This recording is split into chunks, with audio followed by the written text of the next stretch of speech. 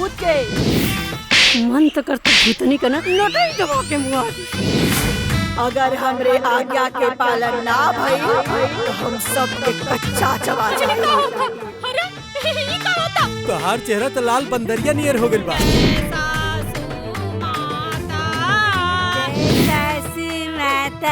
कौआ नियर आवाज लेके चपड़ा नियर दांत लेके जय छाछू माता करत है। घर में सबसे मिलके बहुत खुशी मिलल। काश हम सासू माँ से भी मिल पाते। तो ऊपर जाए के पड़ी उनसे मिली है तुम्हार सासू माँ। कितना देर कहाँ हो गई? ओ दीदी पति नियर हमनी ठाला ना बानी। ये घर में बड़ छोट का कोनो इज्जत बाकी नहीं। हमने भूखे पेट रह ले के जा, तू अपन काम करा जा। हम तो कहत नहीं बोरिया बिस्तर समेटो। अगर एकरा के नौकरानी बना के रखे के बा तो एकर एगो चूड़ी टाइट करके रखे के पड़ी। स्वर्ग जैसन चाहत रहे घरवा हमार जी। बुढ़िया के सामने भजन करत लिए का? ये बुढ़िया स्वर्ग से आई तो हाल चल लेवे, कुछ होखे वाला नहीं खे, समझली? दिन पर दिन रउआ खातिर हमरा दिल में प्यार बढ़ल ही चलल जाता। काश एक बार हम रउआ के अपना आँखी से देख पाते। हम आ गई बहू। भूत प्रेत पकड़े का ना ड्रामा करत दिया। करे का काम न करे के पड़ी। हमके सच में सासू माँ दिखाई देली और वो हमरा से बात भी करी। हमरा से डरा जन बेटा, हम तो हर सासू माँ हैं तो याद कैलू और हम आ गए नहीं बेटा। भूत सुना बेटा, बहू तू हमार पूजा करे भुला गेलू। होखे नरिया नारी सबके हम पटक के मारी, हमसे सब पूछे बाबा काबा। तोरा ऊपर कोनो प्रेत के साया नहीं के। तू ठीक बड़ बच्चा।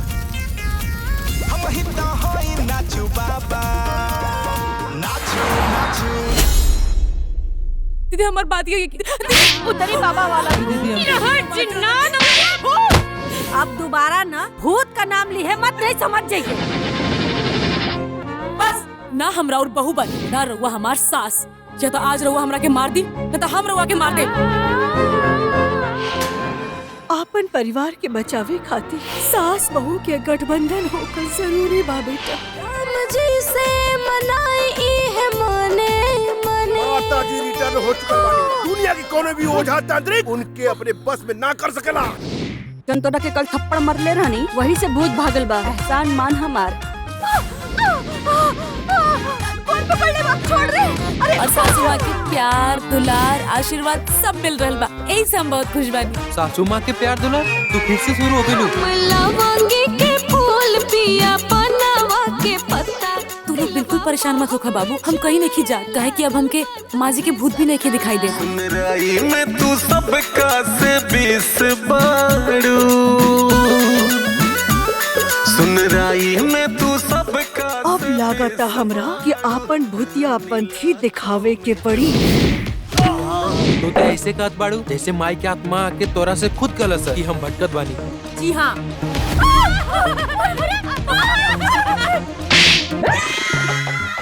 बड़े मार मरले भी हम, खाओ खा पटकले भी हम। मतलब कहाँ बानी? अगर हो तो कहता हमरे सामने आवे।